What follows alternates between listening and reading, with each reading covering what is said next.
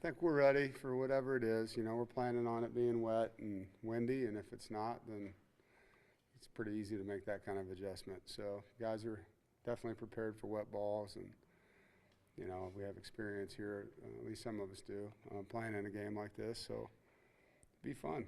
Get out there and play in the mud a little bit. I heard the Tiger Rag playing in the background. Was that you guys at practice? Or? Yeah, that's the crowd noise we've been playing. Tim McKay started last week. He did. Listed as a starter this week. Just what have you seen from him this year in his growth? Really physical. Has more pancakes than anyone, you know, in the run game. He's improved himself a lot in other areas. We look at, you know, him and Spees as co-starters, you know, and it's really the guys that are grading out the best are being rewarded for that first series, and then there's a rotation that goes on with Anthony Belton as well with Spees. So, you know, proud of Tim for his growth. He's gotten a lot better and has developed, and he's worked hard. I know you don't like to make a lot about the rankings, especially till the end of the season, but is there any intimidation from the players are feeling, knowing that's a top 10 matchup in that sense?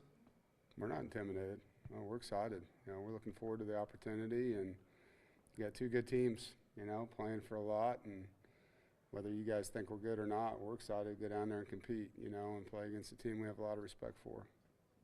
What status are you injured? I'm not going to tell you.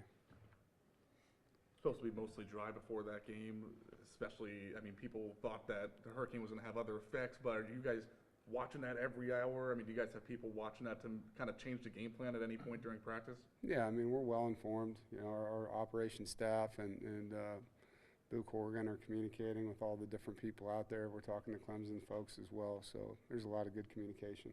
I remember back in 2016, you would reach out to some of the families that were in the path.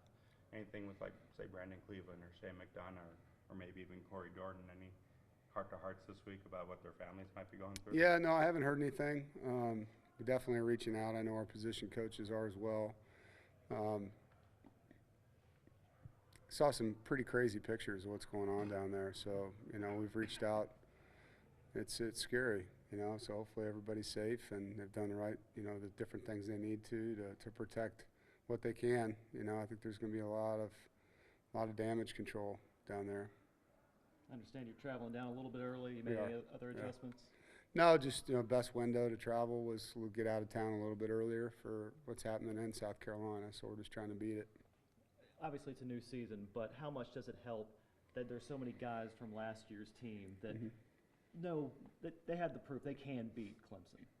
Yeah, I mean, we believe we can beat anybody. And you know, this team obviously did a lot of things last year that hadn't been done here in a while, you know. And so it's a very confident group. It's definitely not a group that